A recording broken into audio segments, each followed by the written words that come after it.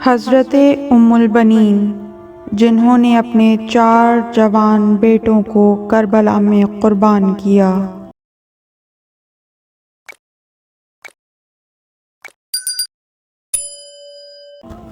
اس صبر و شکیبائی کی مجسمہ خاتون کو 4 شہید بیٹوں کی ماں کا شرف اور افتخار ملا۔ اس کے ساتھ ہی شہید شوہر کی بیوی ہونے کا شرف بھی انہیں حاصل تھا۔ اپنے جذبات کی ترجمانی انہوں نے مرثیے کے ان اشعار میں کی۔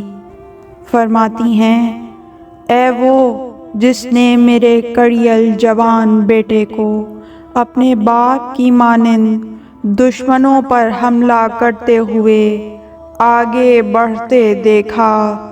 علی کے بیٹے سب کے سب کچھار کے شیروں کی مانند شجاع اور بہادر ہیں۔ میں نے سنا کہ میرے عباس کے سر پر آہنی گرز سے وار کیا گیا، حالانکہ ان کے ہاتھ کاٹ دیے گئے تھے۔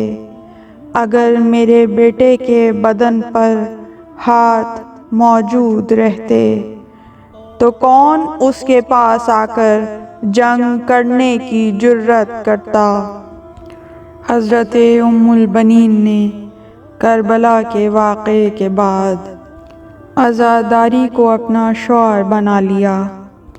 نوحہ خوانی اور مرثیہ خوانی سے استفادہ کیا تاکہ کربلا والوں کی مظلومیت کی آواز کو آنے والی نسلوں تک پہنچائیں۔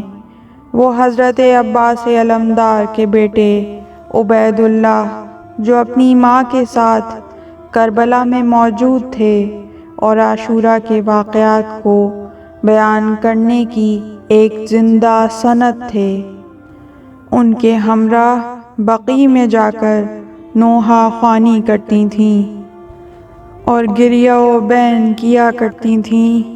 مدینے کے لوگ ان کے ارد گرد جمع ہو جاتے تھے اور ان کے ساتھ نعرہ و زاری کرتے تھے۔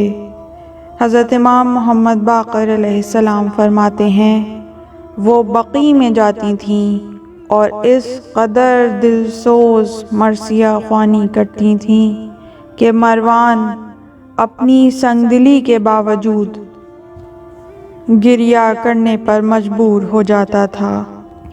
حضرت ام البنین مولائے متقیان امیر المومنین علی بن ابی طالب کی شہادت کے بعد بھی ان سے اس حد تک وفادار رہیں کہ امام علی علیہ السلام کی شہادت کے بعد جوان ہونے کے باوجود اپنی عمر کے آخری لمحات تک اپنے شوہر کے احترام میں دوسری شادی نہیں کی اور امام علی علیہ السلام کے بعد 20 سال سے زیادہ کی طولانی مدت تک زندہ رہیں۔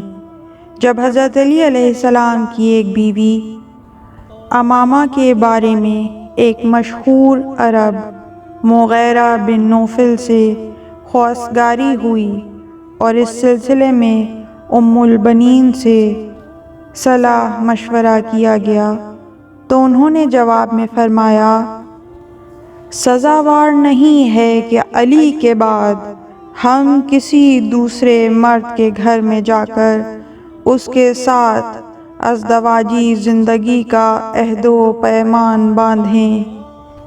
ام البنین کے اس کلام نے نہ صرف امامہ کو ہی متاثر کیا بلکہ لیلی، تمیمیہ اور اسماء بنت امیس پر بھی بے انتہا اثر ہوا، اور امام علی علیہ السلام کی ان 4 بیویوں نے زندگی بھر امام علی کے بعد شادی نہیں کی۔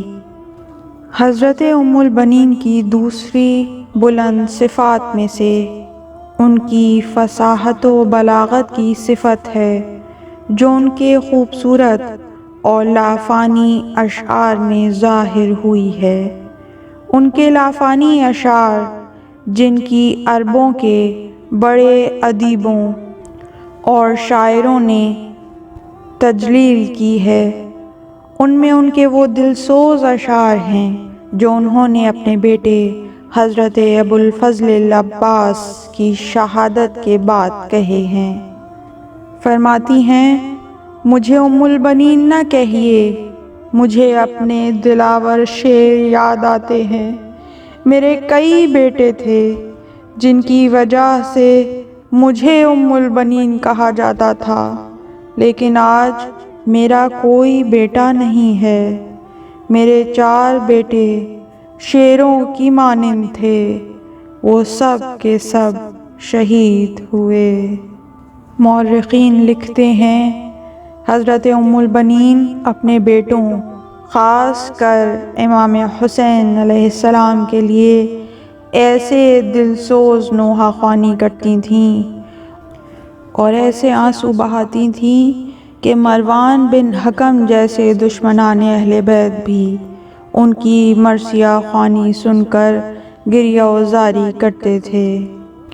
حضرت عباس علمدار کے بارے میں ان کے دوسرے اشعار میں عظیم مجسمہ شجاعت نامی اشعار ہیں کہ فرماتی ہیں، اے وہ جس نے عباس کو دشمن پر حملہ کرتے ہوئے دیکھا ہے اور حیدر کے بیٹے ان کے پیچھے تھے، کہتے ہیں کہ میرے بیٹے کے بازو کاٹے گئے اور ان کے سر پر آہنی گرز سے وار کیا گیا۔ اگر تیرے ہاتھ میں تلوار ہوتی تو کوئی تیرے نزدیک آنے کی جرأت نہ کرتا۔ وہ اپنے ان اشعار سے کربلا کے رزم نامے کو زندہ کرتی تھیں اور عزاداری کی صورت میں وقت کی حکومت پر اعتراض بھی کرتی تھیں اور ان کے گرد جمع ہونے والے لوگوں کو بنی امیہ کے مظالم سے آگاہ بھی کرتی تھیں۔ امام حسین علیہ السلام سے ان کی اس قدر محبت اور ان کی معنویت میں کمال کی دلیل ہے کہ جیسے اپنے 4 جوان بیٹوں کو امام حسین علیہ السلام پر قربان کر دیا، اسی طرح ان کی شہادت کے بعد بھی سب سے زیادہ نوحہ خوانی اور مرثیہ خوانی امام عالی مقام کے لیے کی۔ انہوں نے تمام مصائب کو ولایت کی راہ میں فراموش کیا اور اپنے امام اور رہبر کی بات، ان کے مصائب، ان کی عزاداری اور ان کے پیغام کی ترویج کو ہر چیز پر مقدم سمجھا۔ اللہم صلی علی محمد و آل محمد۔ پروردگار رحمتیں نازل فرما محمد اور ان کی پاک آل پر ہزاروں کروڑوں درود و سلام۔